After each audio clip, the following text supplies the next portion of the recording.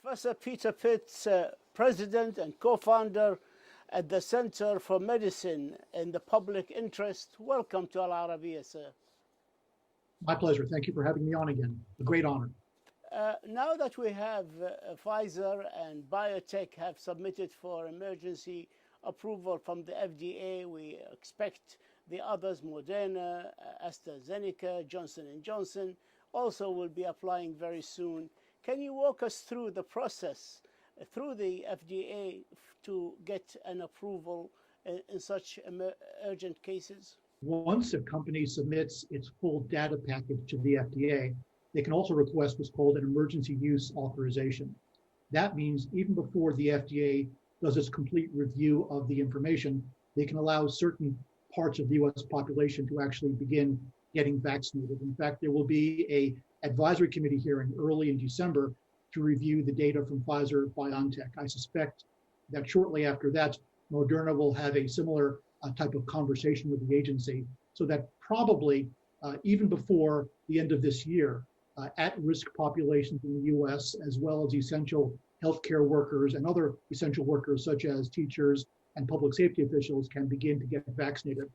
Once that's happening, the FDA will continue to review the data and hopefully issue a full approval shortly in 2021. When you say shortly, is that end of the spring, in the summer? What does shortly mean? I think once an emergency use authorization has been issued, we will probably, if the data holds up, see full approval by January, February of next year. So in pretty short order, we'll have one approved vaccine, possibly more, that can help vaccinate the entire US population more quickly than previously thought. That's very good news. Exactly. It's really indeed very good news. But what about the population of the less fortunate countries, the poorer countries, that they haven't developed their own vaccine? What about them? There are a number of issues relative to vaccinating the entire world. I think it's very important to understand that the FDA isn't the world's regulatory authority. They have to make their own decisions.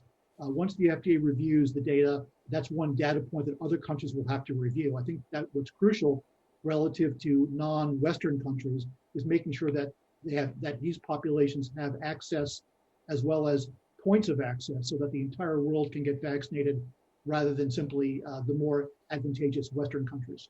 One of the great untold stories of COVID-19 vaccine development is that we're really changing what vaccine development and manufacturing looks like.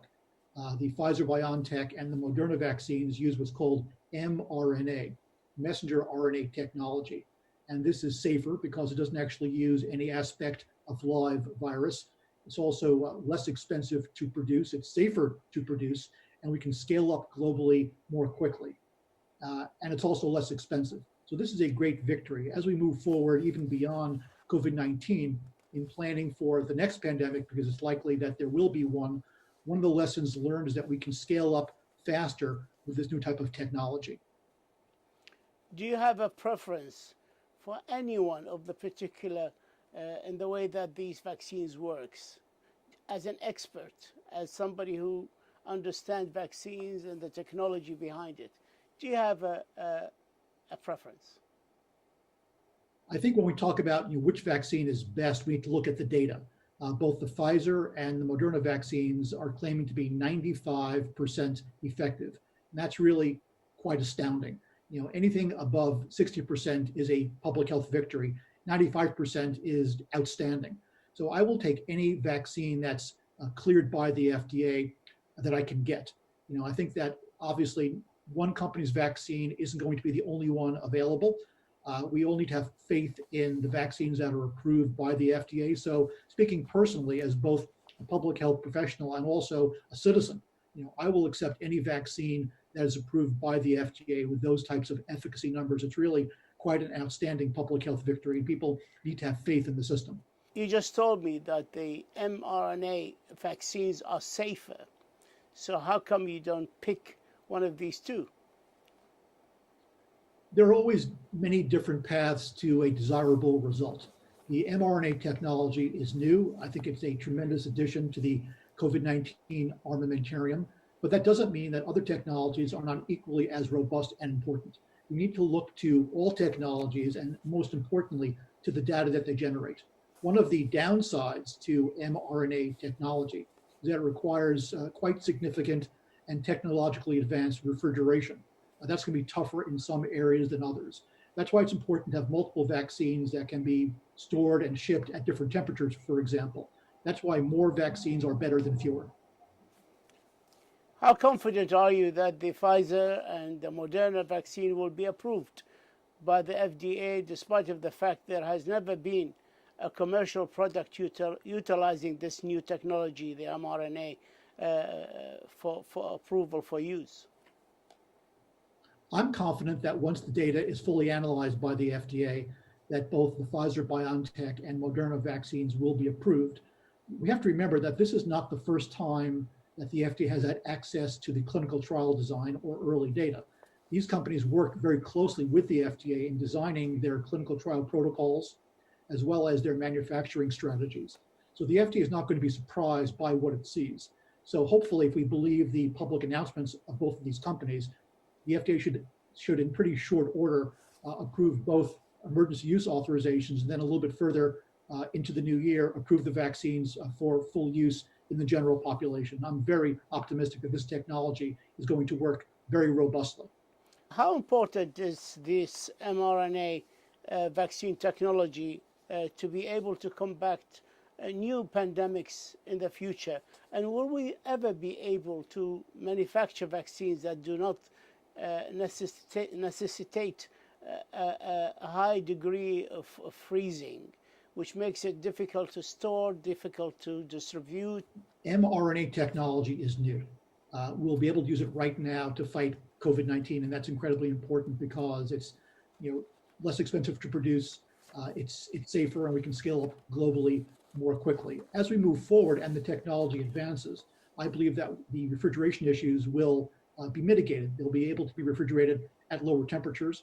We'll also develop technologies to ship the vaccine all over the world to make sure that it is safe and effective at the appropriate temperature. So again, a lot of this is continuing innovation. The vaccines that we're approving right now are not going to be the first and last vaccines we see. I hope that as we move forward, the vaccines will be equally efficacious. It's hard to get above 95% effectiveness. Again, that's terrific. But I think we will be able to improve the manufacturing technologies so that as we ship these products all around the world, the refrigeration issues will be less and less of an issue. The World Health Organization has declared that vaccine hesitancy is one of the top 10 threats to global health. Do you believe the general public will be willing to take the vaccine? Having a vaccine or more than one vaccines that robustly combat COVID-19 and then having people be afraid to get inoculated is not a public health victory. That would be a complete disaster. Here in the US, some polls show that upwards of 40% of the US population is suspicious of these vaccines. Now, I don't know whether that's because of people's politics or whether they're just concerned about vaccines in general. But what we need right now is a very robust and a very direct public education campaign focused on the value and the urgency of vaccinations. What we really want to do is reach at least 60% vaccination rates in the US, because that's when herd immunity really begins to take effect. So we need to make people understand that while vaccines are an important tool, getting vaccinated really drives the eradication of COVID-19. And again, we have to commit to a very robust and long-term public education campaign. Do you think the general public will be able to choose which vaccine they take? There will be more than one vaccine. Some portions of the US population will have a choice. Others will have to take the one that's in front of them. I think the important message here is that all of these vaccines will be deemed safe and effective by the FDA. So it shouldn't necessarily have to be a choice between one vaccine or another, but of getting vaccinated. That will change once we understand which vaccine is better for different subpopulation groups, the elderly, people with pre-existing conditions, for example. Once we know that, then people will have a more informed choice. Right now, the choice has to be to get vaccinated. We cannot be safe and protected unless the whole world is safe and protected. How soon after the vaccine is distributed in this country will it be available to the rest of the world? And I mean the poorer countries. Now, there are two issues relative to access. The first is regulatory approval. The FDA regulates vaccines and drugs and diagnostics and devices in the US. We need to avoid regulatory imperialism. Each country needs to make its own decision as to which products it chooses to approve. After that happens, each country needs to negotiate with the manufacturers relative to what the price is going to look like. And the companies have been very, very good in terms of making sure that pricing is done on an as-needed basis, meaning that there is differential pricing. The price in the US will be different, for example, than the price in Jordan or Lebanon. That's important because that's showing that the companies understand that there can't be one price for the whole world, that each country, each region has to negotiate its own best deal for these vaccines. And how soon will they be available for the peoples of these countries, in your estimate as an expert? I believe that once the FDA issues its initial EUA, hopefully for the Pfizer-BioNTech vaccine, and then ultimately for Moderna and others, the rest of the world will take its cue from the FDA and do the same. So I suspect that the world will begin inoculating its citizens late this year and certainly early next year, so that by March, April, May, the whole world is really on its way to containing this virus. Professor Peter Pitts, President and co-founder at the Center for Medicine in the Public Interest, we thank you for your insight, we thank you for your expertise, and we thank you for this interview, sir. Thank you so much.